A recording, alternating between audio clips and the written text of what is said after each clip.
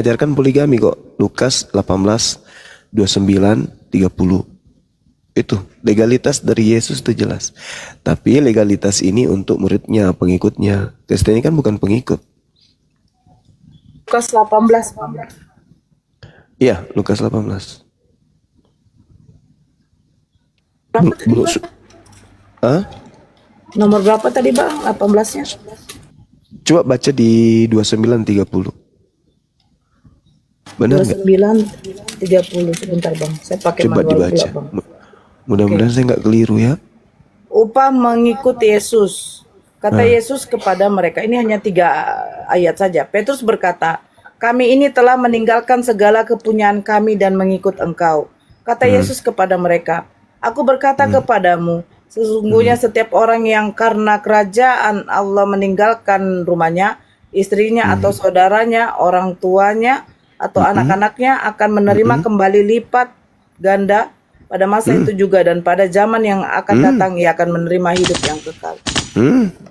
Berarti Meninggalkan banyak juga istri, ya, Bang. meninggalkan istri akan mendapatkan lipat ganda kan? Banyak juga, Bang. Tanya itu Bunda Nora. Di ini juga ya Bang Gurunda di Keluaran 21 ayat 10 ya juga ya. Iya betul. Aduh, mendapatkan 100 istri di surga, Matius 19 nomor 29.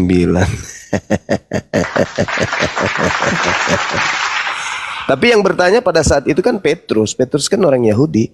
Yesus mengizinkan orang Yahudi poligami. Kalau Kristen ini nggak mau poligami ya biarkan aja mereka. Zina boleh nggak? Ya, jangankan zina lagi sama lagi aja boleh kok.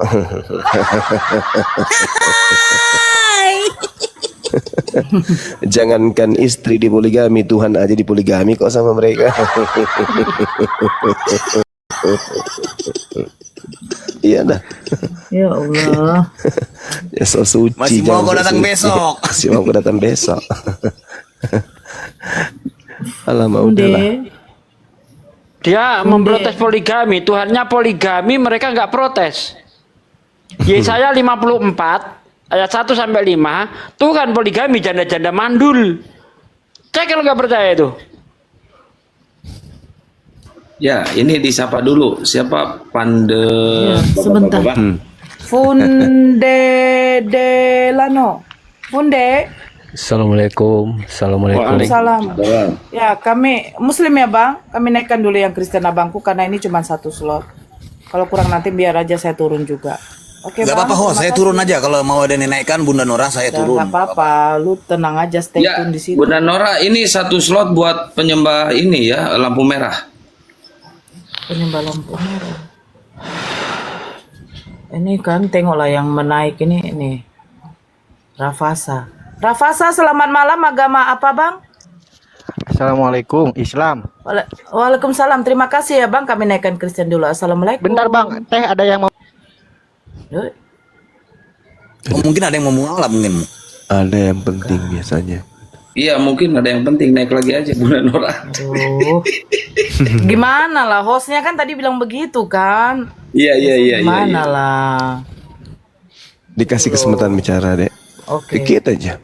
Soalnya Oke, kalau Bang. kita lagi Siap. butuh bantuan juga kepada mereka ini. Iya, gimana saudara Rafasa, gimana? Iya, Urusan Bang, ada bisnis apa, kita Bang? kemarin yang jual sepeda kumbang itu udah selesai belum? Enggak bang, saya mau nanya, si ALKTP ada kabar gak bang? Nggak ada. Soalnya saya ada agak mencurigai dia bang. Oh ya udah nggak apa-apa. Dia Udah. di roomnya si Logika ngejelek-jelekin abang, suaranya Udah, persis biarin banget aja dari lah, Bang. ketawa. Iya kan, Nggak apa-apa, ya kan Bang. Kristen bang kan, wajarnya itu. Yang nggak wajar itu kalau umat Islam yang berpura-pura jadi Kristen. Ya, Kalau mereka- saya kalau- anehnya kalau mereka yang kalau berpura- di roomnya Kristen, Bang, kita dia mau diskusi ya, Bang, ya. baik-baikin Tolong Bang Juma. Udah ada Bangku, Bang Rafa, udah Bang. Enggak. Oh, iya. Nanti ada sesi subahan Bang. Thank you ya Bang. Terima kasih ya Bang Da. Terima kasih. Oke. Tolong yang di bawah para netizenku yang baik hati, caem-caem, yang rajin menabung, rajin tap-tap, ya kan? Tolong jangan kalian apa. Saya sesuai dengan perintah host. 1 slot untuk Kristen ya. Makanya saya naikkan. Bukan, salah. Saya nggak ngomong gitu, bukan 1 shot buat Apa? Kristen. 1 slot buat penyembah lampu merah. Sarupo doi. Ahmad David Wek Brotus. Ahmad David. Assalamualaikum. Waalaikumsalam. Waalaikumsalam. Abang. Islam, Ya, Bang. saya mohon izin mau bertanya dulu buat guru-guru juga semua. Boleh nggak, penting buat saya, mengganggu sekali. Saya juga mualaf dari tahun 2006 karena saya menikah. Ya, Oke, silakan, Bang. saya mau tanya, kenapa nabi-nabi baik dari Israel ataupun dari Arab itu datangnya dari timur Tengah ya gitu? Itu aja sih pertanyaan saya. Kenapa nggak dari daerah barat ataupun utara? Kenapa mesti di Timur Tengah gitu? Boleh dikasih pencerahannya? Terima kasih. Bang Jumah, silakan mau jawab. Ustadz Alif. Ya, mungkin Gurunda lagi ini. Ini ada Oke. Kiai Al-Kores. Oke, saya jawab ya. Ya, makasih. Oke, jadi daerah Timur Tengah itu kalau kita ibaratkan di Indonesia ini seperti Papua. Tidak mungkin daerah aman itu dikirim tentara. Kira-kira mungkin enggak, Bang? Daerah aman dikirim tentara, Bang? Enggak. Nah, kenapa daerah timur ini yang dikirimi Nabi ya?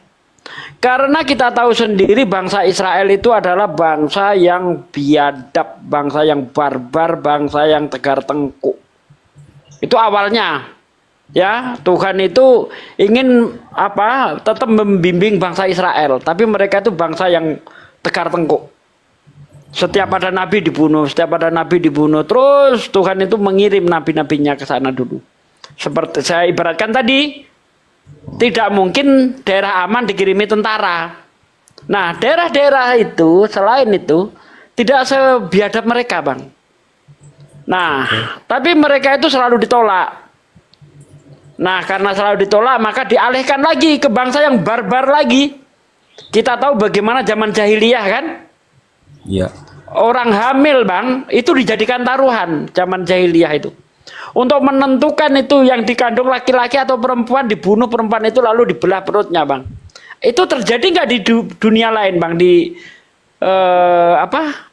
di negara-negara wilayah lain? Terjadi enggak itu? Nggak terjadi, Bang. Orang Arab kalau punya anak perempuan, Bang, dikubur hidup-hidup zaman itu. Ya, jadi intinya apa? Intinya yang dikirim para nabi itu adalah bangsa-bangsa yang betul-betul barbar.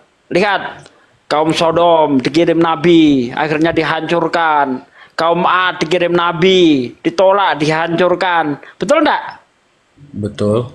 Nah, jadi untuk daerah-daerah aman ngapain? Nanti daerah-daerah aman itu mengikut nabi yang paling terakhir itu, yaitu baginda Nabi Muhammad SAW. Begitu, Bang, jawabannya. Satu kali lagi, kalaupun begitu bukannya, mohon maaf Bunda, bukankah lebih parah lagi di daerah Romawi sana gitu? Penyembah berhala gitu? Lengkapi lagi. Ya, baik. Silakan Ustadz Alif. Saya tambahkan ya. Berdasarkan dari apa yang dijelaskan oleh Pak D, saya turut menambahkan pertama yang Rasulullah kabarkan dalam sebuah hadis dibahas itu Kamil Anbiya gitu. Ada berapa banyak para nabi? Maka Rasulullah menjawab 124.000 nabi. Wa kamil rasul, dan berapa banyak para rasul utusan Allah? Ada 313. Jadi para nabi dan para rasul itu sangat banyak. Nah, sehingga Al-Quran menyebutkan walikulli ummatir rasul. Setiap umat itu ada rasulnya, ada utusan Allah gitu. Setiap umat itu ada utusannya. Makanya dari 313 ringkasan dari ada 124.000 nabi, itu ada 313 yang menjadi rasul. Nah, ketika membahasnya tentang masalah ada yang dibahas kekhususan kisah, makanya Al-Quran mengabarkan kisah-kisah mereka para nabi di dalam surah Yusuf ayat terakhir itu akan menjadi sebagai ibroh untuk kita pelajari. Jadi cukup mewakili sekian banyak kisah para nabi yang tidak dikisahkan di dalam Al-Quran gitu loh. Itu banyak hakikatnya para nabi itu. Para rasul itu banyak. Hanya kita tidak mengetahui semuanya kan gitu. Hanya yang wajib kita ketahui sesuai dengan yang tertulis. Makanya Al-Quran di dalam surah An-Nisa dijelaskan. Para rasul itu warasulan qad qasasnahum alaika min qablu warasulan lam naksushum alaik. Jadi para rasul itu ada yang dikisahkan kepada Rasulullah, yang dijelaskan kepada umatnya, ada juga yang tidak dikisahkan. Maka yang perlu kita ketahui sesuai dengan apa yang dikisahkan gitu. Sebagaimana tadi yang dijelaskan oleh Pak Desugi. Yang tidak dikisahkan, ya kita tidak perlu cari tahu. Setiap umat itu ada rasulnya gitu loh. Nah seperti itu, makanya dari sekian banyak kisahnya yang dibahas, itu cukup mewakili sebagai pelajaran, sebagai ibroh di dalam kehidupan kita gitu. Makanya di dalam Al-Quran surah Yusuf ayat terakhir itu, ayat 112, kalau nggak 111 atau 12 itu ayat terakhirnya. Seperti itu. Ya, mengenai masalah kisah para nabinya. Kenapa dari nabi-nabi Arab? Ya karena janji Allah kepada Nabi Ibrahim alaihissalam, dari keturunannya akan dijadikan sebagai bangsa yang besar dan dijadikan sebagai para nabi. Begitu. Baik Guru. Saya rasa cukup udah jelas. cukup ya, Terima Bang. kasih banyak ya pencerahannya. Assalamualaikum warahmatullahi wabarakatuh. Terima kasih. Waalaikumsalam warahmatullahi wabarakatuh. Jos. Halo, Ya, selamat malam. Agama apa, Bang? malam Kristen saya. Ya, silakan, Bang. Asik Silakan diskusinya. bertanya, Bang. Asik-asik diskusinya. Saya mau bertanya, Ya, silakan. kenapa Al-Quran itu, atau begini, kenapa kalau memang Nabi Musa atau Nabi Adam ya, itu beragama Islam, kenapa Al-Quran tidak diturunkan pertama kali ke Nabi Adam atau ke Nabi Musa? Kenapa harus ke Muhammad? Silakan Ustadz Alif. Bang Zuma mungkin. Iya, Pak. Pertanyaannya sebenarnya agak unik sih ya. Kenapa Al-Quran diturunkannya kepada Nabi Muhammad? Ya karena Al-Quran itu memang Allah turunkan kepada Nabi Muhammad. Ya kenapa tidak di nabi-nabi yang pertama? Kan Loh, setiap agama Allah itu kan Islam. Kenapa tidak dari Adam saja diturunkan itu Inna dinna Al-Quran? indallahil Islam. Kenapa nanti harus Betul. terakhir? Nah, oke. Sekarang Al-Quran yang diturunkan kepada Rasulullah yang Anda hidup setelah zamannya, Anda percaya atau tidak kebenaran itu? Yang diturunkan 1400 tahun lalu aja Anda nggak percaya, apalagi diturunkannya 6000 tahun ke belakang. Justru lebih percaya saya kalau diturunkannya itu Al-Quran ke Nabi Adam dan Nabi Musa. Oke. Kenapa harus ada Ya, Taurat? buktinya Anda nggak Kenapa harus percaya ada sekarang. Injil? Kalau Al-Quran memang Isa turun. itu atau Musa itu Islam, kenapa? Itu poin kitab pertama. yang mereka Itu poin- bawa itu harus oke, Injil, baik. harus Taurat. Kenapa bukan Quran? Baik. Baik. Itu poin pertama ya. Poin pertama. Poin kedua, Al-Quran itu menjelaskan berbagai macam peristiwa yang akan terjadi. Bahkan peristiwa yang waktu itu belum ditemukan. Mari kita temukan logika sederhana.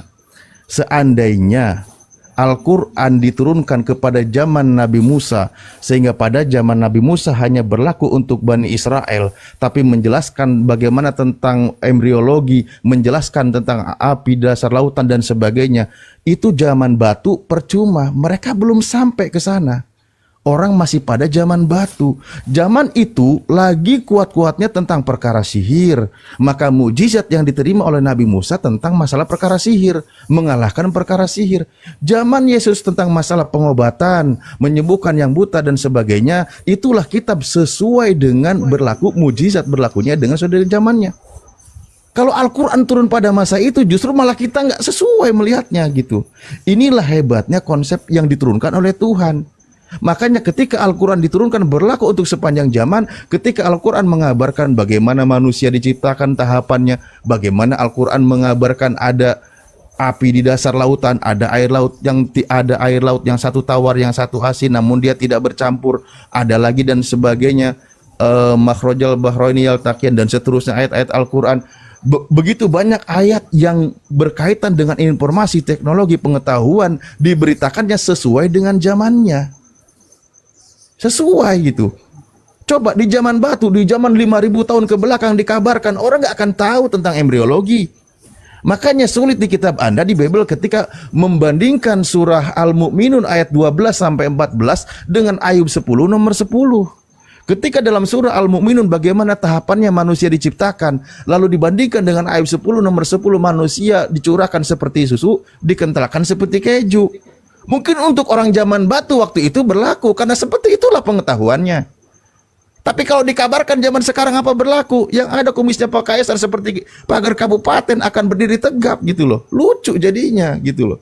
Nah, makanya ketika Al-Quran datang justru sesuai dengan Al-Quran datang sesuai dengan zamannya, berlaku informasinya juga tidak berlawanan dengan informasi ilmu pengetahuan. Begitu, logis kok sebenarnya.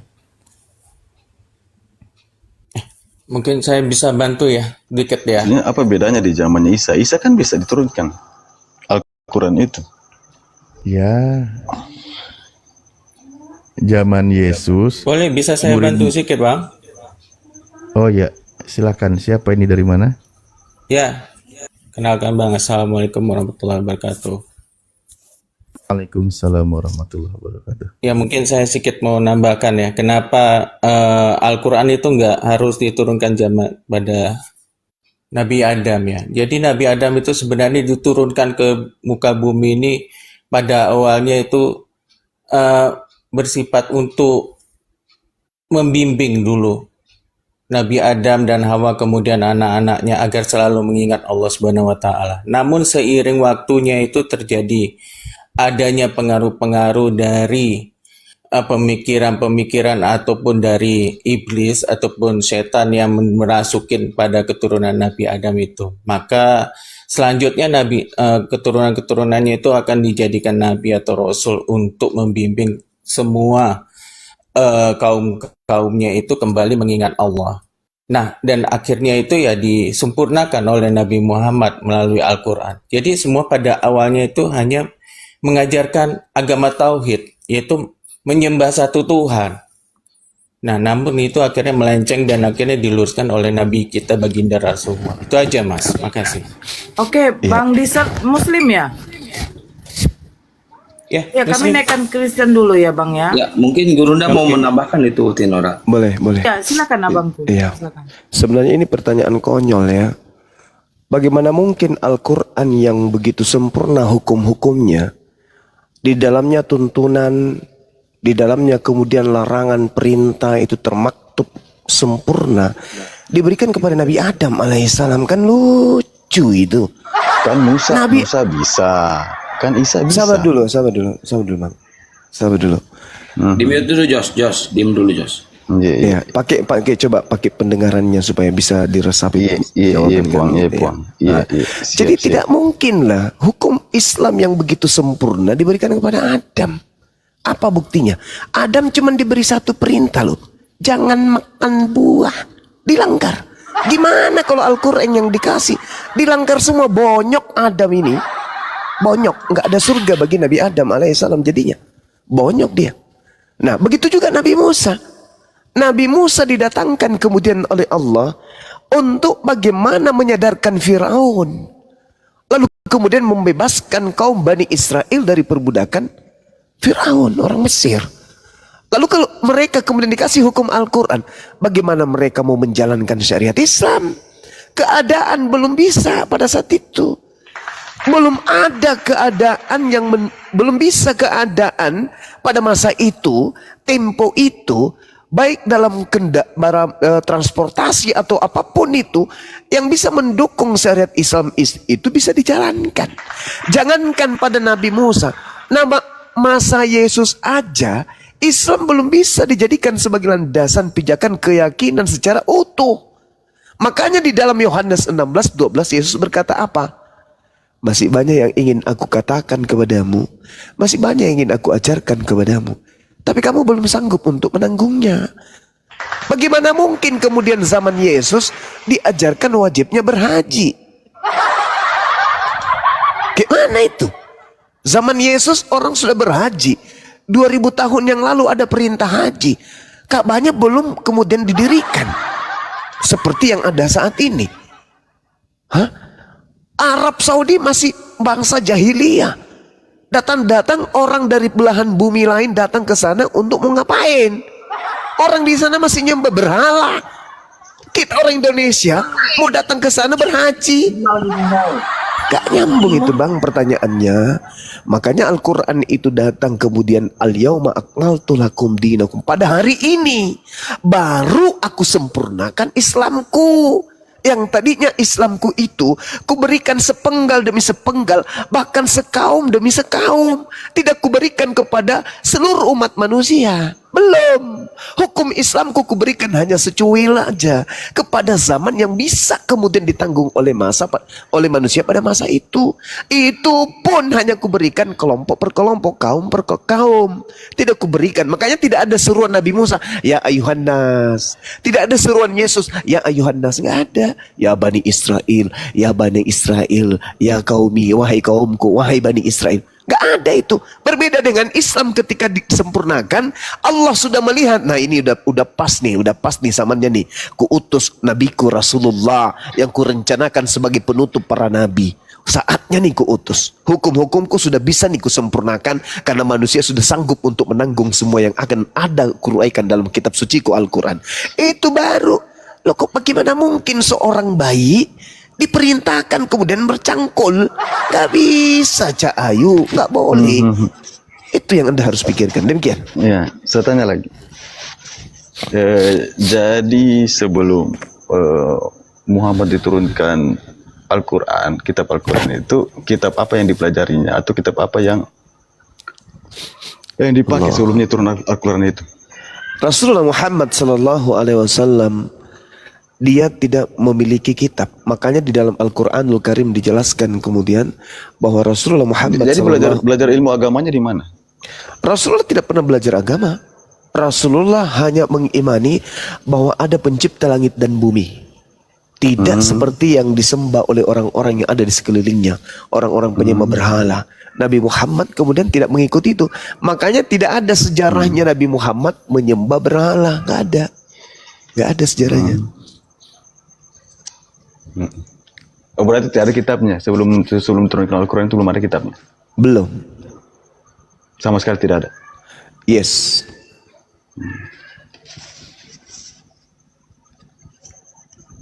Coba Orang-orang baca tuanya? Orang-orang tuanya? Orang tuanya pun demikian. Nenek moyangnya? Tidak ada juga? Kalau nenek moyangnya berarti berbicara mengenai Nabi Ibrahim, berbicara mengenai Nabi Ismail. Kan gitu. Nah sekarang menurut pemahaman saudara Nabi Taurat Ibrahim berarti. ada Kitab Taurat berarti. itu untuk Nabi Musa, kaumnya Bani Israel. Itu beda. Al-Quran aja jadi pedoman kami di Al-Quran surah Al-Ankabut. Allah Subhanahu wa taala menjelaskan bahwasanya baginda Rasulullah Muhammad SAW sebelum diturunkan Al-Quran kepadanya, beliau tidak pernah membaca satu kitab pun. Itu dikatakan wa ma kunta tatlu min qablihi min kitab wala tukhuftu biyaminika idzal lartaba mubtilun. Dan engkau wahai nabiku Muhammad tidak pernah membaca satu kitab sebelum Al-Quran, dan engkau tidak pernah menulis satu kitab dengan tanganmu. Sekiranya engkau pernah membaca dan menulis, niscaya ragulah orang-orang yang mengingkarinya. Itu jelas itu. Jadi Nabi Muhammad sebelumnya belum pernah membaca kitab. Tidak menyusun Al-Quran dengan hasil penyelidikan, dengan hasil kesaksian-kesaksian orang, dengan hasil membaca atau menyadur dari kitab lain. Enggak. Sama sekali enggak. Makanya dia disebut ummi. Apa itu ummi? Buta terhadap kitab-kitab sebelum Al-Quran. Gitu, Bung.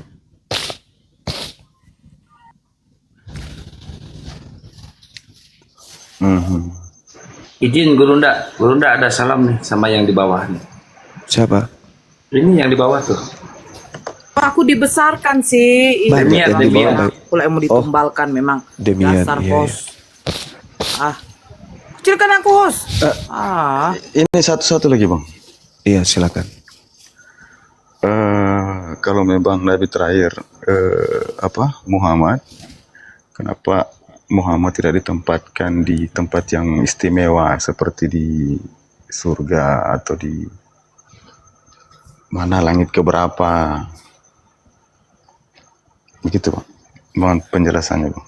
Iya, Nabi Isa alaihissalam atau Yesus Kristus itu diangkat ke langit dikarenakan orang ini, Nabi yang mulia ini terancam keselamatannya. Dan Allah kemudian ingin menyadarkan orang-orang kafir. Allah memiliki rencana mulia untuk itu. Apa itu? Menyadarkan orang kafir kelak yang telah mempertuhankan dirinya, bahwa ternyata yang kami sembah selama ini itu bukan Tuhan. Yang kami sembah selama ini ternyata adalah makhluk Tuhan. Nabi Muhammad mana ada umatnya yang menyembahnya. Sesempurna ajaran Nabi Muhammad dan sepenuhnya kemudian bangsanya mengimani ajarannya, tak ada satupun manusia Arab atau di luar Arab yang mempertuhankan beliau. Padahal beliau memiliki kitab, yaitu Al-Quranul Karim, yang tidak tertolak oleh zaman, yang tidak bertentangan dengan sains. Artinya kalau Islam itu dibolehkan menyembah manusia, maka Nabi Muhammad lah pantasnya. Kenapa? Nabi Muhammad menerima Al-Quran, menguraikan Al-Quran, menjelaskan Al-Quran, dan itu rasional. Tidak ada kesalahan. Ada manusia hidup di zaman jahiliyah yang sendal pun belum ada, apalagi internet. Kok bisa kemudian dia mengetahui isi rahim manusia, isi laut, isi langit, isi bumi ini? Kok bisa dijelaskan sedemikian rupa? Dari mana ilmunya? Wah, ini pasti Tuhan ini. Itu kalau umat Islam tidak memiliki apa yang disebut ilmu tauhid. Tapi kan umat Islam itu tahu beliau Rasulullah melisankan apa yang diwahyukan oleh pencipta langit dan bumi yang maha tahu, lagi maha mendengar. Innallaha sami'un alim. Sesungguhnya Allah yang berkata melalui Roh Kudus kepada Rasulullah, maha mendengarkan dan maha mengetahui. Jadi apa yang diuraikan oleh Rasulullah bersumber dari hakikat yang maha mengetahui. Karena dia adalah hakikat yang maha mengetahui, maka informasinya akurat selalu, nggak pernah salah. Itu satu. Yang kedua saudara, yang kedua, Kristen ini, mohon maaf nih saya harus berbicara. Kristen ini adalah sebuah kelompok besar, mengatasnamakan kemudian sebagai pengikut Yesus. Dan kalau agama Kristen, dan kalau ajaran Yesus itu adalah ajaran yang terakhir, bukan Islam, timpang kehidupan ini jadinya. Kita jadi gila semua. Kenapa? Kristen menyembah Yesus tak ada di Bible ajarannya. Kristen ibadah minggu tak ada ajarannya dalam Bible. Makan babi, mempertuhankan 3 pribadi Tuhan dan seterusnya, itu tak ada di Bible. Lalu apa pijakannya kemudian ketika Yesus datang di tengah-tengah Bani Israel, sedikit pun tidak pernah menorehkan ajaran sebagai guru kepada muridnya tentang kekristenan. Lalu kita yang bukan orang Israel ini mau kemana? Makanya mohon maaf nih, saudara Demian ketika berdiskusi dengan saya, mohon maaf ini pengalaman. Saya tidak pernah melihat Demian ini memperkuat argumentasinya dengan ketuhanan Yesus.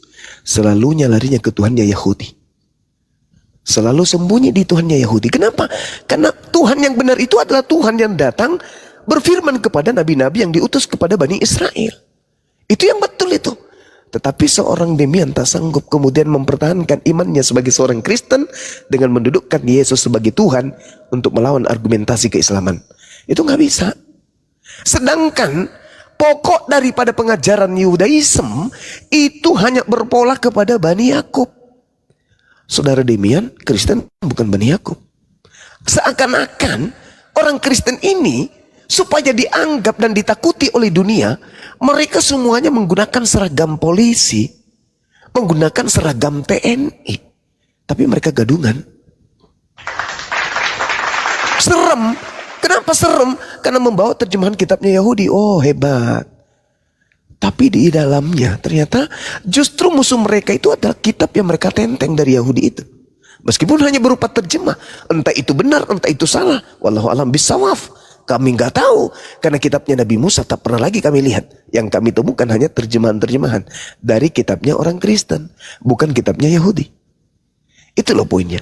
Sehingga kami ketika berdiskusi dengan saudara Kristen, kalau tidak menghujat Al-Quran, mereka tidak sanggup mempertahankan akidah mereka dengan Bible. Coba, Bible dalam arti kata apa? Perjanjian baru. Bah, tidak Padahal ada begitu, Bang. Tidak pernah Kristen itu menghina agama lain. Oh, Kristen tidak pernah menghina agama lain. Kecuali. Tapi faktanya Tuhannya Yahudi dihinakan. Tuhannya umat Islam dihinakan. Di dalam Bible. Kita saja fine-fine saja dengan agama-agama lain. Tidak pernah juga kita itu mau ada apa.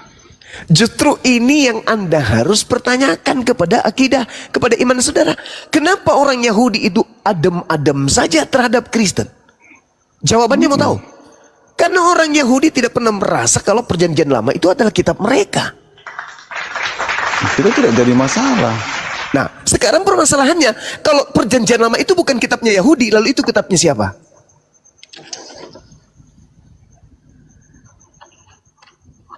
Kitabnya Yahudi, kitabnya orang Kristen. Nah, bukan. Orang Yahudi tidak pernah merasa kalau perjanjian lama Septuaginta itu adalah kitabnya Nabi Musa. Orang Yahudi nggak merasa. Kalau begitu, berarti Anda menggunakan seragam yang tidak sesuai dengan paketnya. Dalam arti kata apa? Anda menggunakan yang Anda katakan itu Taurat. Tapi ternyata pemegang Taurat mengatakan itu bukan Taurat loh. Apa nggak sakit gitu, Bang? Mengharapkan sesuatu tapi itu palsu. Mana? Datanya kitab Anda Septuaginta. Nabi Musa alaihi salam menerima kitab Taurat menggunakan bahasa Ibrani. Sama enggak? Biar di terjemahan saja itu. Nah, itulah makanya saya katakan orang Yahudi berlepas tangan dari agama Kristen yang menggunakan kitab Septuaginta. Apa enggak mengherankan bagi saudara? Kenapa orang Yahudi kemudian tidak pernah mencak-mencak ketika Bibelnya dikatakan, Tuhannya dikatakan Theos? Kenapa? Karena orang Yahudi tahu bahwa sebenarnya Kristen itu penyembah Theos, supaya dianggap itu bukan dewa. Mereka mengambil terjemahan kitab kami sebagai aksesoris untuk melancarkan aksi mengkristenkan dunia. Mereka menggunakan terjemahan-terjemahan dari abad ketiga sebelum Masehi dalam bentuk Septuaginta. Mereka menggantikan Elohim, di mana kami orang Yahudi berani sedikit pun tidak untuk menyebutkan kata Elohim itu dengan sebutan Theos. Menyebutnya saja kami nggak berani, apalagi menyebutnya dengan sebutan dewa Theos. Tapi orang Kristen, jangankan Theos, orang Kristen menyebutnya Yahweh pula tuh. Dewa Romawi, dewa Mesir. Kenapa? Karena sejatinya orang Kristen ini bukan pemilik kitabnya Yahudi. Kitabnya Yahudi, Bung, kalau Anda baca di dalam kitab yang Anda pakai, Ulangan 33 nomor 4. Hukum Taurat itu adalah milik hak kepunyaan Bani Yakub. Anda baca di dalam Mazmur 147 19-20, hukum-hukum yang datang kepada Yakub hanya berlaku kepada Bani Israel, dan aturan-aturannya hanya berlaku kepada Bani Israel, tidak diberikan kepada bangsa lain. Berarti bukan untuk Kristen, tapi ada terjemahannya di Kristen. Apa nggak malu digituin? Malu dong. Umat Islam. Anda memang nggak punya malu kalau gitu. Jelas-jelas hukum-hukum yang datang kepada Bani Yakub, Tuhan katakan apa? Tidak kuberikan kepada bangsa lain. Sedangkan di dalam Galatia 3 nomor 13, Kristus telah menebus kita dari hukum Taurat, dari kutuk hukum Taurat dengan jalan menjadi kutuk. Pertanyaannya, sejak kapan hukum Taurat itu untuk Kristen? Gak ada kan? Hukum Taurat hanya untuk Bani Israel kan? Berarti Yesus mati hanya untuk Bani Israel. Kalaupun dia harus mati. Karena memang itu tertulis di dalam mana? Karena Yesus sudah tertulis di Taurat. Nah, ini dia. Ini dia. Nah, ini dia kacaunya. Anda mengatakan Yesus tertulis di Taurat, sementara yang Anda maksud Taurat itu adalah kitab Septuaginta. Coba. Ini dia. Ini dia masalahnya. Makanya orang Yahudi tidak pernah menerima Yesus. Karena Yesus tidak tertulis dalam kitab mereka. Hanya orang Kristen di luar Yahudi yang mengatakan itu. Contoh nih Bang. Ini data nih. Lukas berkata, di dalam catatannya tentang Yesus berkata, Lukas 24 nomor 44. Aku memang harus pergi. Sesuai dengan yang terjadi, yang tertulis tentang aku di dalam kitab Taurat, kitab Mazmur, kitab Nabi-Nabi. Bahwa aku mati dan bangkit pada hari ketiga. Di tengah orang-orang, dan aku akan bangkit di tengah orang-orang mati. Sekarang Anda cari di Taurat, ada nggak tertulis? Jangankan di Taurat, di terjemahan Septuagintanya nggak ada. Mesias akan mati dan bangkit pada hari ketiga di antara orang mati. Ada nggak di Taurat? Nggak ada, Bang. Tapi Kristen tidak peduli ada atau tidak ada, yang penting saya Kristen, EGP. Itu kan yang terjadi. Nah sekarang mana tertulis di Torah? Di terjemahan aja deh. Ada Mesias mati dan bangkit pada hari ketiga di antara orang mati. Ada nggak tertulis? Kalau itu memang tidak ada. Ya tidak ada. Berarti Lukas dalam hal ini berbohong atau Yesus yang berbohong? Tapi ada, pernah saya dengar itu perkataan Musa. Iya, yang sudah tadi Anda berusaha mengatakan tidak ada, baru kemudian Anda mengatakan ada. Baru beberapa detik, Bang. Tapi Baru saya belum beberapa terlalu detik. paham tentang Taurat. Di mana tertulis? Coba. Pokoknya itu kesaksian Musa itu. Iya. Coba terangkan di mana tertulis itu, Bang? Di kitab apa begitu. Saya belum terlalu paham tentang kitab. Alamak. Oke. Jadi gitu ya. Jadi tidaklah mungkin kemudian hukum-hukum Tuhan diberikan. Intinya begini, kenapa kita tidak benci sama teman-teman Muslim? Kenapa kita tidak benci sama Yahudi? Karena memang ajaran Yesus baik. Ya, dia suruh kita untuk saling mengasihi, kasihlah musuhmu seperti dirimu sendiri. Nah, itu ajaran yang kita pegang selama ini. Bohong itu, Bang, bohong. Itu, Bang. Saudara. Tapi kalau ada di luar dari itu, perkataan di luar dari itu, nah itu jangan diikuti. Saudara, di Kristen itu nggak ada ajaran kasih lagi, Bang. Memang nggak ada.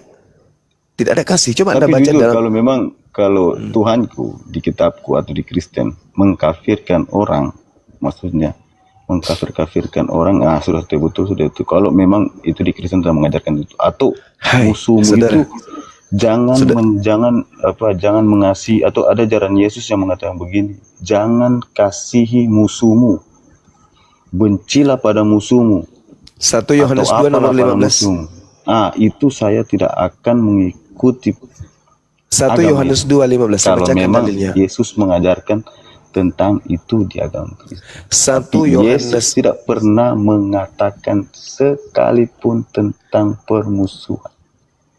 1 Yohanes 2:15. Janganlah kamu mengasihi dunia dan apa satu, yang Bang, ada. jika Israel Kristen tidak ada, mungkin kiamat sudah dekat, Bang. Karena mereka dikasih kecerdasan sama Tuhan, mereka bisa mengubah dunia. Itu, Bang. Iblis berjanji kan? Sampai sekarang ini, modern sekarang ini. Karena Bicara siapa? sendiri Ya, dia. karena Yahudi, karena Israel, karena Kristen. 1 Sampai Yohanes terbentuk 2. dunia ini. Bicara sendiri dia. Sampai sekarang ini, sampai modern sekarang ini. Itu, Bang. Apalagi, Bang? 1 Yohanes 2:15. Janganlah Kenapa kamu itu, Bang? mengasihi dunia dan apa yang ada di dalamnya.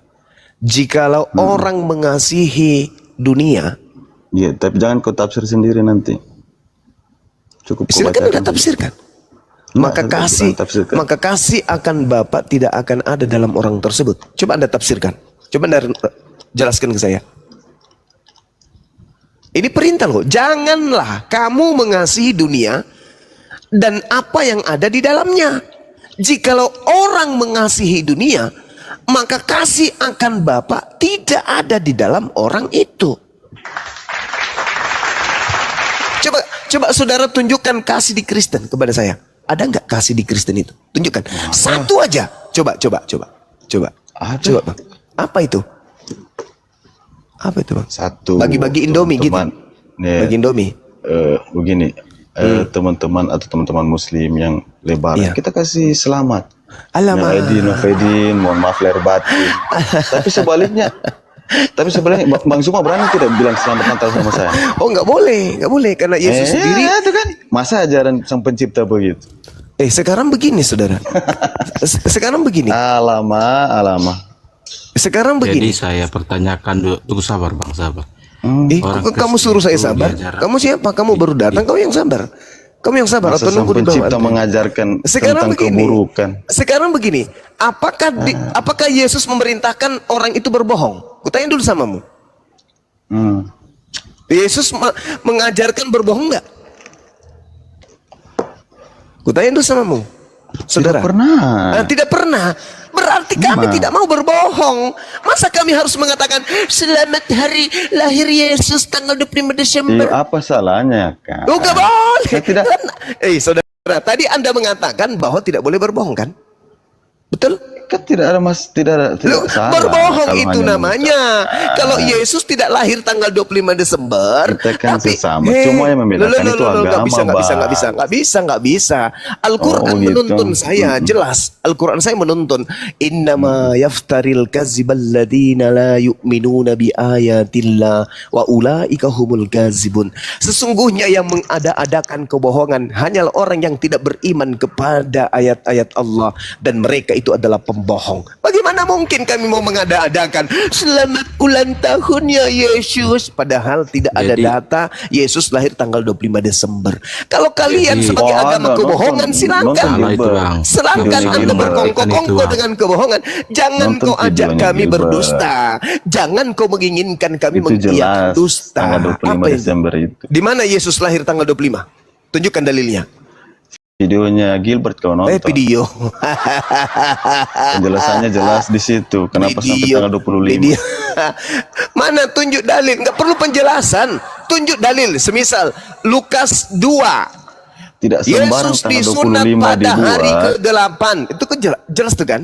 Yesus disunat pada hari ke-8. Jelas datanya. Ada perayaan. Mana Yesus lahir tanggal 25 Perayaan Desember? Mana Israel tunjukkan? berapa bulan dari situ? Perayaan Gak bisa, Yahudi. gak bisa. Kau cuma Dari jadi tembus tertawa. sampai di 25. Kamu hanya jadi bahan tertawaan. Makanya saya bilang dinonton di Saudara, videonya Gilbert Namendo. nonton tanggal 25 Desember tahun 1 atau tahun 3 sebelum Masehi, itu belum ada nonton video. Video itu dibikin untuk mengikuti arah 25 Desember yang dikarang dari sejak abad pertama, Cak Ayu. Jangan kau ngarang-ngarang di sini. Jangan kau, saudara ini, menjadikan sesuatu kebohongan, menjawabnya dengan video. Video baru dibikin tahun berapa, Cak Ayu? Jadi kalau Anda mengatakan kasih di Kristen itu adalah kami mengucapkan selamat.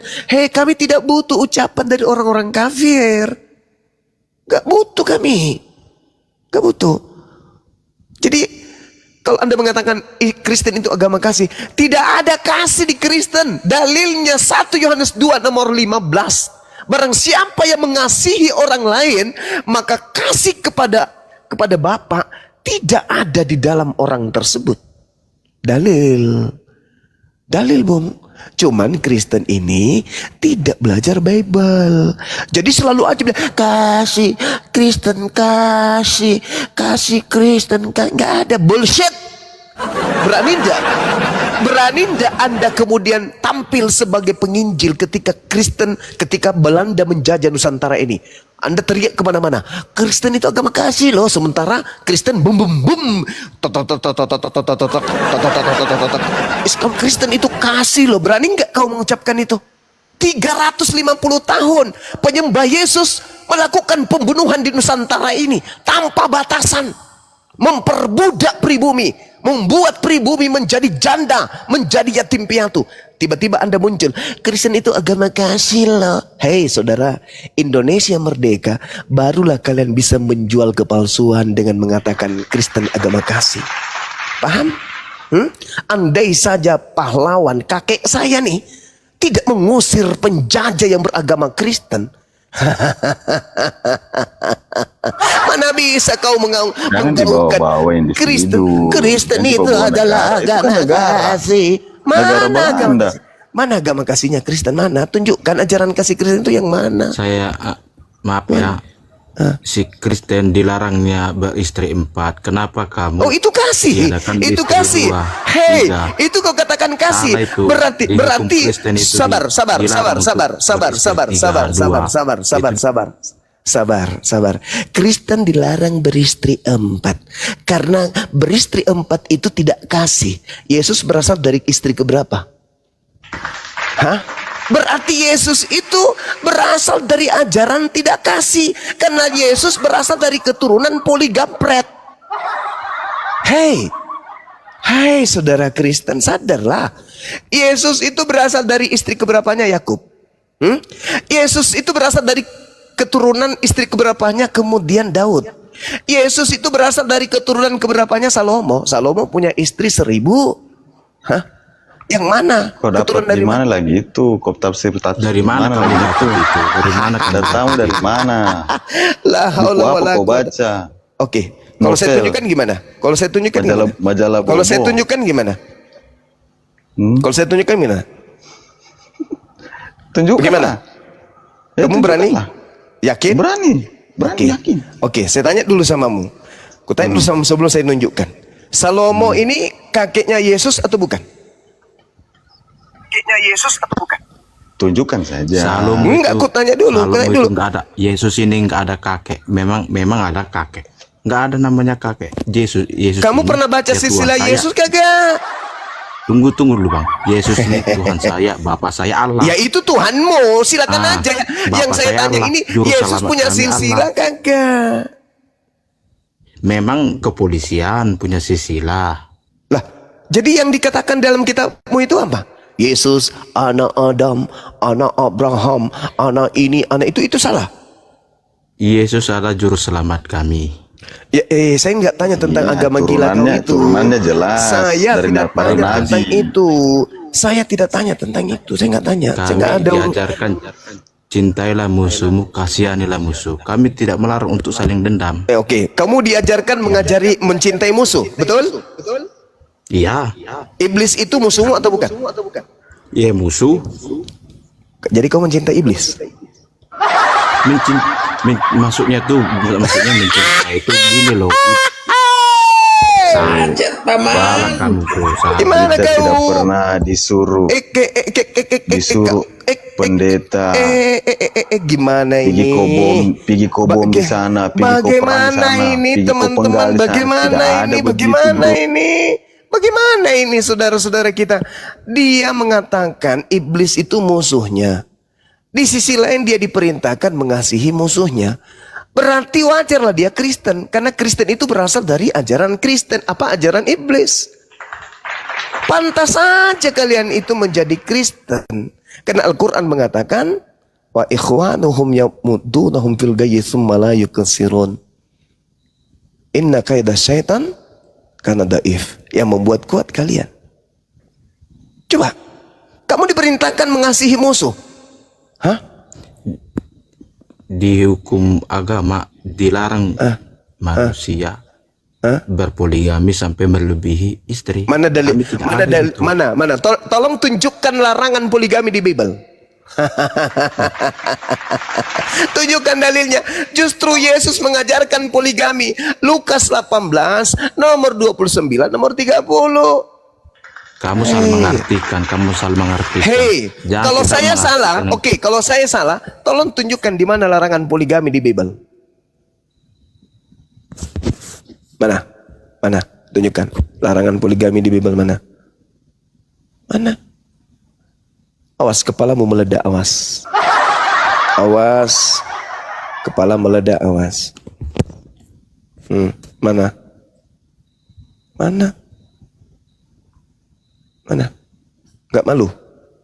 Gak malu? Gak malu? Sedangkan Yesus mengajarkan poligami. Ketika Petrus bertanya, Yesus menjawab, Tafsir lagi. saya tidak mentafsirkan. Lukas 18, barang siapa yang meninggalkan istrinya karena Allah, dia akan mendapatkan lipat kali ganda saat ini juga. Kata siapa? Kata Yesus. Kepada siapa? Kepada Petrus. Ente emang Petrus? Enggak Ya, dong. jadi maksudmu apa itu? Ayat itu maksudmu apa? Maksudnya itu apa? Mana dia? Hilang.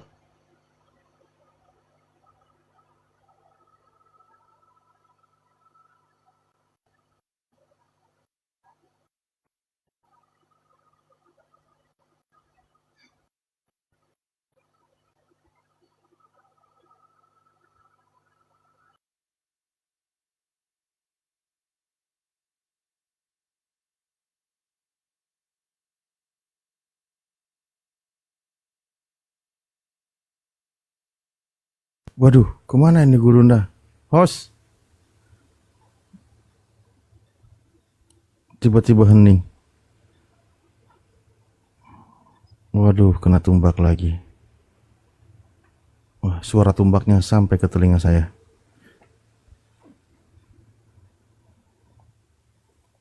Oke, lanjut sambil nunggu Gurunda naik. Host, monitor.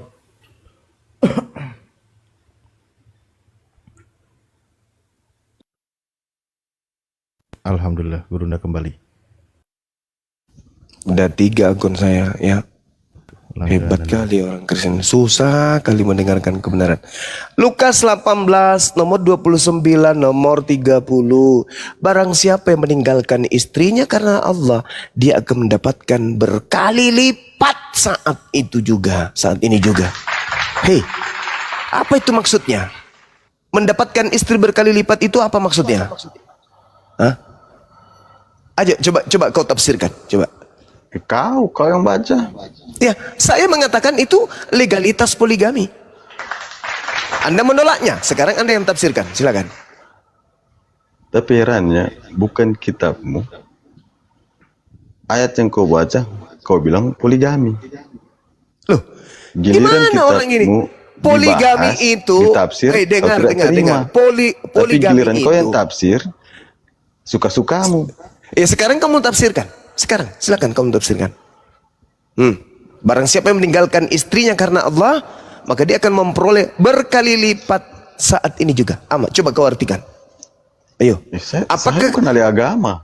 Agama Kristen. Apakah menurut tafsiranmu ketika kemudian meninggalkan istri karena Allah akan mendapatkan berlipat kali ganda laki-laki gitu? Istri yang ditinggalkan lalu kemudian mendapatkan beberapa laki-laki, gitu maksudnya? Ya, itu ada sambungannya. Ada sambungannya, mau kau sambung sampai Surabaya, sampai Yogyakarta, sampai Medan sana, sampai Batakaro sana. Tetap aja begitu dalilnya. Maksud kau itu menceritakan tentang apa? Itu cerita tentang legalitas poligami. Apa orang ini? Lalu? Kau itu yang lucu. Lalu apa maksudnya ayat itu menurutmu? Saya bukan ahli agama. Ya, terus kenapa kau ngeyel kalau kau bukan ahli agama? Sementara dalilnya berkata seperti itu. Nah, sekarang saya tanya sama kamu. Kalau begitu, tolong kau tunjukkan larangan poligami di Bibelmu, ada nggak? Ada nggak larangan poligami di Bibelmu? Ada nggak? Poligami dari mana? Ada tidak larangan poligami di Bibelmu? Ada nggak? Ini pertanyaan saya loh. Saya ulang lagi. Ada nggak larangan poligami di Bibel? Larangan? Tidak ada. Tidak ada. Berarti boleh nggak kalau tidak dilarang? Disuruh poligami juga tidak ada. Saya tanya, boleh nggak kalau tidak ada larangan? Tidak boleh. Ini bang, tidak ada. Apa dasarmu mengatakan tidak boleh? Apa dasarmu mengatakan tidak boleh? Sedangkan tidak ada larangan. Berarti kau buat-buat. Sekarang kau jadi Tuhan juga. Kau bikin aturan sendiri gitu. Poligami itu tidak ada di Kristen. Tidak disuruh kita menikah banyak-banyak. Tapi Tuhan memerintahkan. Tapi Tuhanmu memerintahkan kemudian. Tidak ada. Tidak ada Yesus memerintahkan. Masa tidak ada?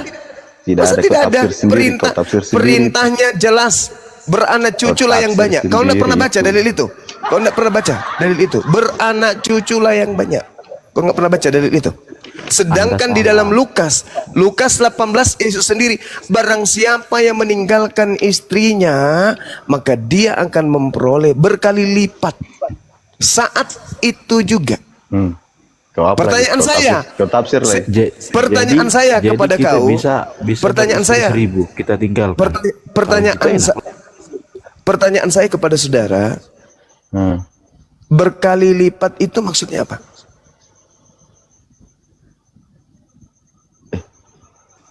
Saya kan bilang, saya bukan ahli agama. Bukan ahli agama. Kau itu tidak mau jujur. Kau menutupi Bukan agama. tidak jujur. Kamu menutupi. Hei, sekarang Di kalau kita, kamu sekarang gini. bukan dibaca satu-satu ayat, Sekarang bro. begini. Dibaca itu Sekarang dari begini. ayat 1 sampai ayat Sekarang begini. seterusnya, sampai akhir. Gini, saudara. Begini.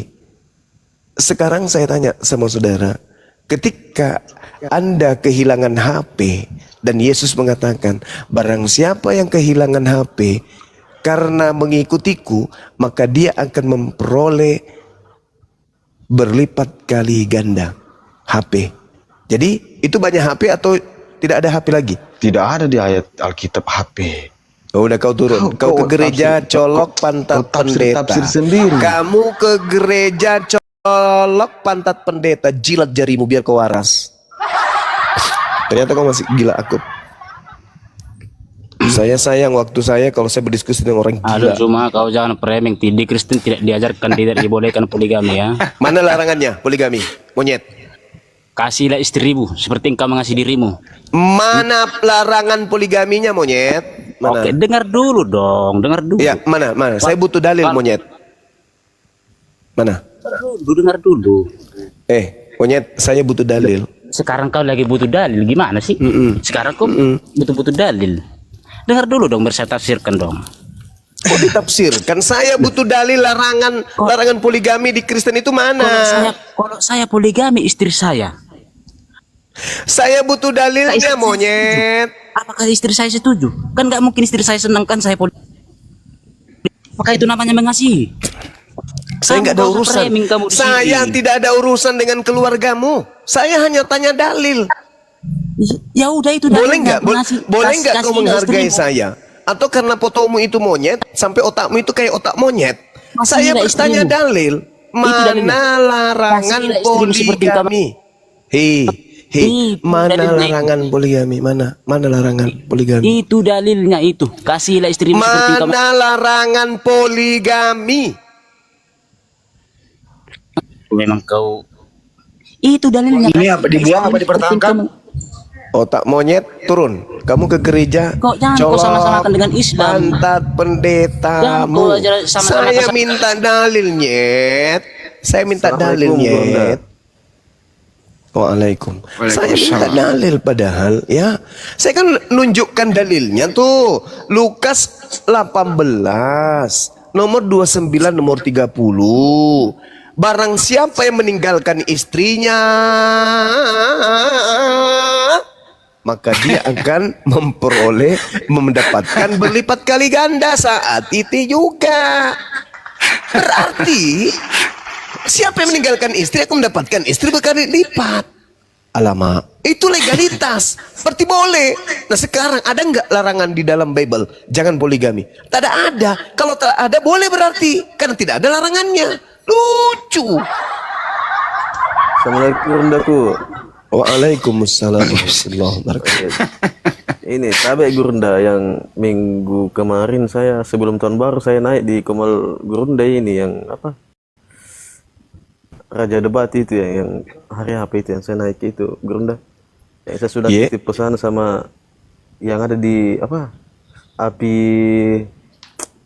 Sumatera itu Gurunda kalau tidak salah yang kemarin sebelum tahun baru Gurunda yang kita live itu yang saya naik. Waduh. Iya, saya apa masalah sama. Iya, gimana? Iya, kan gini Gurunda, saya kan tinggal di daerah Maros. Iya. Iya. Begini Gurunda, apa? Saya di sini tinggal di daerah Maros di Gurunda. Saya kecil-kecil suaraku karena di sini mayoritas Gurunda. Mayoritas apa di Maros? Di mana di Maros ada mayoritas Kristen? Maksudnya ada kampung Gurunda. Kebetulan rumahnya ya mertuaku di tengah-tengahnya. Mayoritas di sini kayak kompleks begitu Gurunda. Oh. Asrama Toraja. Oh, di Astor. Iya. Nah, kebetulan ini pendeta sering datang ke rumah Gurunda. Apa Nabi bikin? Itu hari dia apa kan saya di dalam dia Nah ceramai anuku apa mertuaku, jadi panas telinga aku Gurunda. Aku matomak di jendela kulihat mi ada pendeta. Saya berani Gurunda karena saya selalu nonton video ta. Ya, Bahkan jadi ini- apa kita bilangi? Ndak kita kasih di lombok biji matanya ndak Ji? tidak Gurunda. Oh. Iya, jadi tapi Gurunda aku dulu Iya, karena banyak siap. sekali yang minta Ki untuk datang ke sini. Iya. Boleh Ji, yang penting ada pendetanya. Iya, Gurunda ada 3 ini pendeta yang siap layani Ki katanya. Oke, boleh. Malam, iya. Boleh, boleh, Jadi, boleh, boleh. Di mana itu? Di mana Gurunda? Di samping Bandara Lama. Oke, saya akan datang. Siapkan tempat, saya akan datang. Kalau mereka yang ngundang saya akan datang. Tapi begini Gurunda, kan sudah saya jelaskan. Iya. Itu hari dia ceramah di sini nunggu. Saya tanya Mi bilang ada itu ustaz yang paling ditakuti di TikTok. Nah, Saya bilang, bagus. "Siapa?" Pintar. Iya. Dia bilang siapa? Bilang saya enggak sebut nama Tasuma tapi kepanjangannya Zulkifli M Abbas. Mas. Ya. Saya tanya begitu, Runda bilang, oh itu si Suma yang orang asrama haji. Apa tuh itu? Bilang begitu Runda, bilang iya kan kau banyak di sini markas, jadi berani ku cerita begini Pak. Enggak apa-apa Ji, kita masuk di markasnya. Tina aja nama Iya. apa? Tur aja lagi gue pergi, apalagi kalau di dalam kota Maros. Tidak cukup kok dibagi-bagi ayam. Ya, lanjut lagi. Jadi kapan saya datang ini? Besok. Jangan dulu datang, tunggu Kak dulu pulang, Jadi kapan saya datang? Nah itu Mi begini menurut Gurunda tuh kan kutanya Ki kemarin malam tahun baru kan dia lagi minum. Bah. Dia lagi minum. Pendeta minum? Saya datang. Iya minum Ki. Weh, dia jago. Datangi. Nggak gocek Ji, nggak Ji. Tunggu dulu Gurunda kutanya Ki dulu, gue jelaskan Ki dulu. Gapa minum toh gocek toh. Malasa. Jadi ini teman kutanya belanja aku datangi dulu kalau dalam keadaan begitu sempat lagi anunya tuh mau Pak. Jadi sudah Rewai berani pada saat mabuk gitu, jangan sampai kan ya. Iya. Nah, terus Jadi besok aku tanya Bang Gurunda bilang begini kan namanya Pak Bongga, dia ini purnawirawan. Nah, jadi kutanya Bang Gurunda bilang kalau bisa siapkan Miki keamanan tak. Kalau bisa jadi tanggung gini Gurunda aku datang di sini. Ku kasih datang ya Gurunda ya di sini. Nah, itu masuk ke kemarin. Halo? Mana Gurunda ini kesian? Waduh, kena tombak lagi. Enggak diatur mis aja baik-baik. Oh, dengan Bang Handi nih kah? Iya. Baik, ngefans sekali sama kita Bang Handi. Bagaimana kabar tak? Alhamdulillah sehat. Kalau memang jadi saya pulang, benar. Oh iya, apa kita Bang Handi asli mana kita kah? Asli Sulawesi juga? Iya iyalah, Bah. Oh iya, begini Bang Handi. Ini mungkin kan ada Gurunda. Jadi melalui kita bisa aja paling. Karena kemarin itu saya kan siapa kan namanya nanti saya anukan di sini ada sudah saya chat di TikTok ini anunya yang dia bilang saya bisa juga suruh datang Bang Suma ke situ. Nah sampai sekarang belum dibaca pesanku. Ada nomor HP tak kah? Ada Bang Andi. Nomor HP ku kita tahu kah? Nggak ku tahu Bang Andi. Tak lewat-lewatmu itu. Iya ku dong, kapan istriku pakai terus saya ku. Upaya saya tulis nomorku di bawah. Oh iya. Atau kita ambil tuh nomorku Bang Handi, siapa tahu nanti tuh. Tunggu dulu. Oh iya. Mana bene?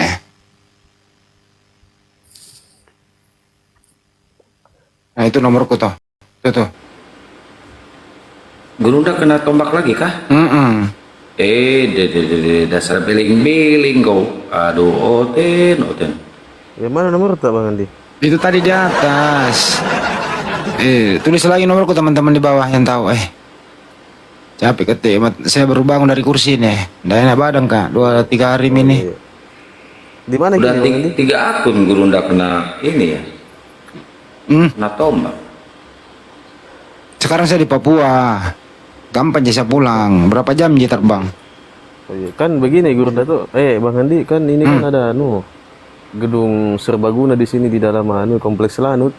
Ya nggak apa-apa Ji. Baru saya punya bos di situ. Oh iya mungkin lebih aman di situ tuh Bang Handi. Iya. Jadi kenapa mesti salib begitu? Nah, ya mau musuhan apa orang mau cuma diskusi? Iya, maksudnya kan demi keamanan tak gitu Bang Andi. Kan kalau dia maksudnya kalau kita kan muslim damai tuh. Iya, yang penting jangan ada mabuk. Kalau ada mabuk saya yang paling depan Bang Andi. Lillahi ta'ala. Saya berani mati demi Gurunda. Siapa berani korek Gurunda? Saya dulu maju Bang Andi.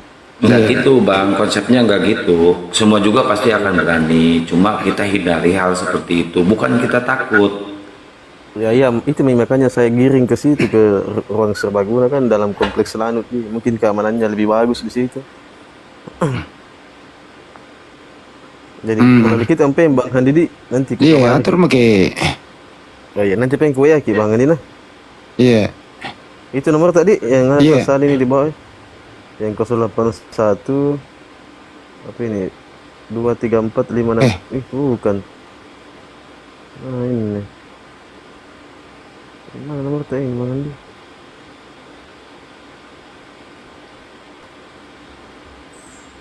Terus ini Bang Andi yang 789. Bukan itu yang buset, bukan itu yang berakhir 00. Assalamualaikum Gurunda, kena tombak lagi. Iya kena. Gurunda Betul-betul. nggak pakai frame, habis akunnya. Orang asam. Oh iya ada nih. Izin saya ada sedikit informasi Gurunda, izin sedikit aja. Buat teman-teman ya, Masya Allah, Allahu Akbar, Subhanallah. Insya Allah nanti akan ada debater Bang Andi feedback. Oh sorry. Debater senior Oten yang insya Allah kita doakan aja, insya Allah akan bersahadat. Tapi bukan di TikTok, beliau mintanya di Zoom karena privat dulu. Ada sedikit kendala dengan keluarganya. Insya Allah beliau hijrah ke Jakarta atau ke Kalimantan, nanti kita arahkan. Gitu Gurunda informasinya. Lanjut. Siapa? Ada nanti. Pokoknya debater senior Oten ya, yang paling masih muda, masih energik lah orangnya. Belajar terus. Bang Kores insya Allah tahu Bang Kores. Ini Gurunda Wahono sering dialog sama Gurunda dulu di Zoom. Demian. Di Zoom. Iya, Wahono. Wahono. Oh, udah lupa Gurunda.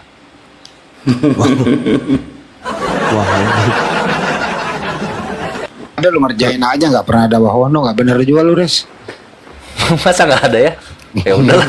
Malah-malah nanti gini tuh mikir.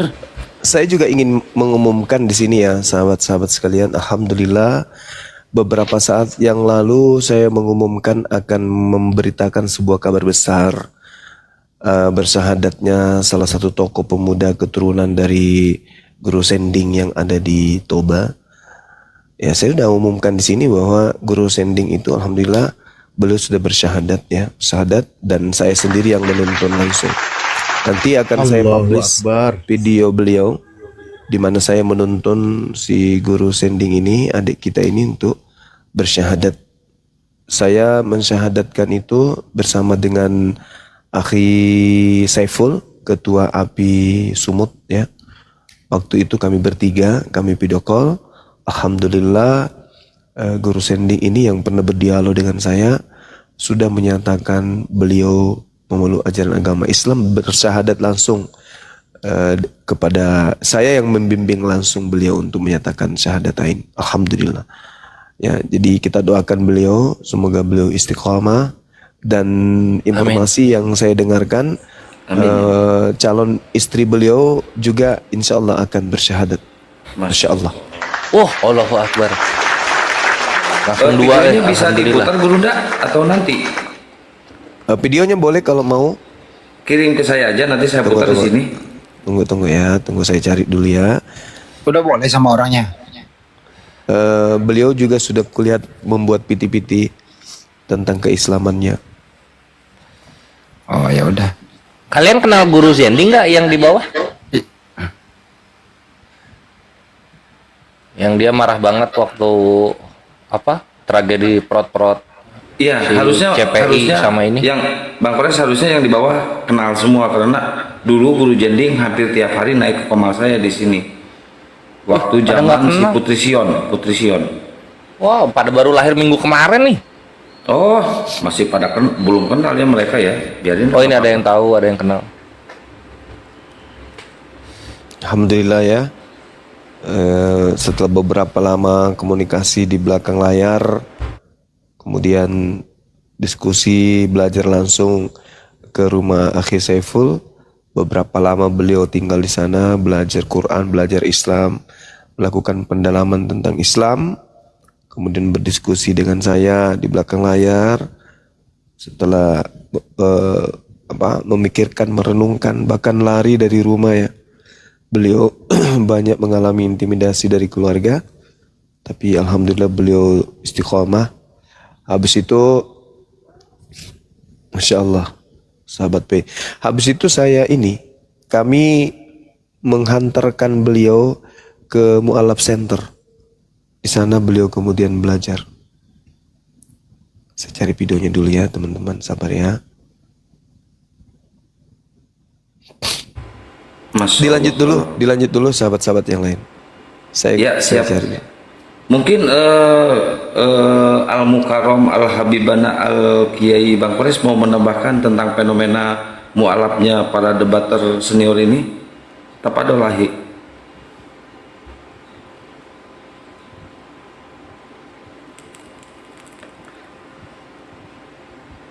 Woi Bang Kores. Ya, masuk. Weh, aku nggak butuh follower, aku butuh koin, Ikhwan. Weh. Oh, salah ya? Ya, follow aku. Tidak usah koin. Kebalik.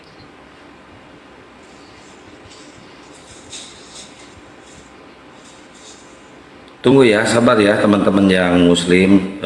Ini jangan naik dulu ya. Sabar ya, banyak banget. Saya pusing, bingung ini tanpa moderator. Moderatornya ada nggak sih di bawah sih?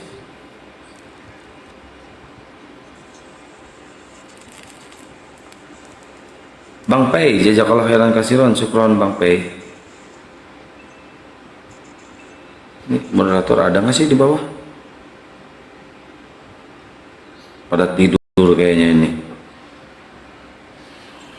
Itu, weh, Akhi Kaisar. Iklan. Bentar, ini ada Bang Riko. Kalau mau iklan silakan, kalau mau promosi. Assalamualaikum warahmatullahi wabarakatuh. Assalamualaikum warahmatullahi.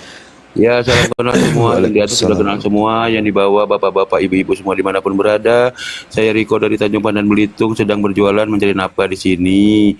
Saya berjualan pempek sutra tenggiri, abon tenggiri, pastel tenggiri, kerupuk tenggiri, peletek cumi-cumi, dan stik cumi-cumi. Yang berminat mau membantu kami, silahkan langsung follow kami juga boleh. Lalu ambil chat kami, WA kami ada di bio ini. Klik aja akun saya ini, kami akan kirimkan dari Tanjung Pandan Belitung melalui layanan parcel Cecepat JNT. Insya Allah amanah dan halal, tidak bisa COD. Barang siapa yang mau memberikan para debater di sini juga boleh hubungi saya. Insya Allah amanah dan halal. Tambahin Kores dikit lagi. Ya ini Bang Kaisar Tenggiri, tambahin Bang Kaisar Tenggiri.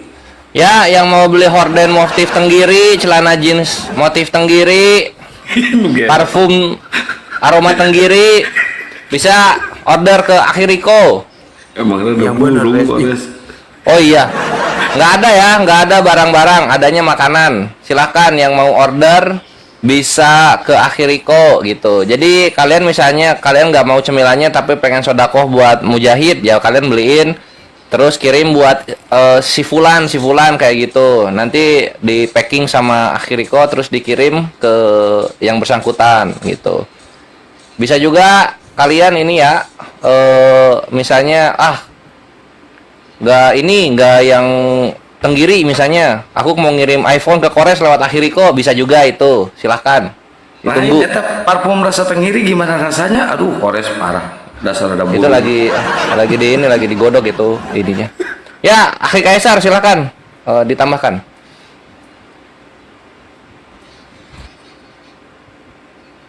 Baik ya teman-teman ya, terima kasih teman-teman yang sudah tetep layar, yang sudah sampai 1,8 M. Saya kasih nubuatan dulu ya. Bagi kalian yang menuhankan daki Firaun, jangan coba-coba dongeng atau cerita kartun. bantah dengan data yang tersusun agar kau tidak gila depresi lambat laun. Untuk kalian penyembah stang motor Astrea legenda, kalau cuma doktrin dan dogma, Tuhan dikonsep menjelma jadi manusia, lalu reinkarnasi teofani seperti amuba, mending kau tuhankan si Kribu Saibaba. Segala firman dan data Gurunda Zuma sudah bacakan, tapi Anda masih saja memutarbalikkan. Ketampul dengan kenyataan, satu pertanyaan yang ditanyakan, tapi 11 jawaban yang kau lontarkan. Itu pun salah semua.